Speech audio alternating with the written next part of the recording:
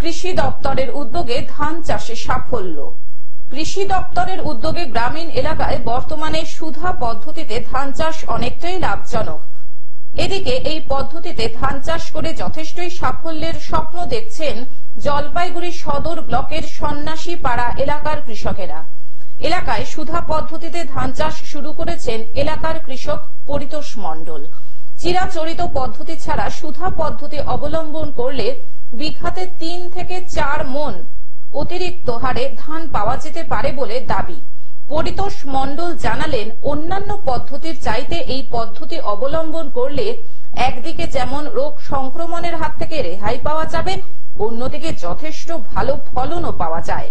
এই পদ্ধতিতে ধান চাষে ৩ থেকে ৪ মণ ধান বেশি উৎপাদিত হতে পারে বলে তিনি জানান।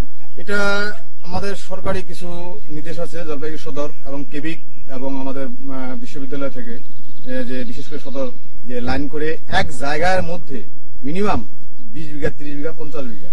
আমাদের ইতিমধ্যে আমরা শুরু করেছি, 10 বিঘা চাষ শুরু হয়ে গেছে, আমাদের হয়ে গেছে। আমরা 20 বিঘা এবার লাগাবো। 20 জন কৃষক মানে যে তুলনায় এমনিতে 1 বিঘাতে যে ধান হয় তার থেকে তুলনামূলকভাবে ৩ থেকে ৪ মণ ধান বেশি হবে এক নাম্বার। জলপাইগুড়ি থেকে সায়ন সেনের রিপোর্ট, গ্লোব নিউজ। এখন থেকে গ্লোব টিভি দেখুন আপনার স্মার্টফোনেও। গুগল প্লে স্টোর অথবা অ্যাপল স্টোর থেকে ডাউনলোড করুন গ্লোব টিভি লাইভ অ্যাপ। এছাড়াও জিও টিভি অ্যাপ থেকেও দেখুন গ্লোব টিভি লাইভ।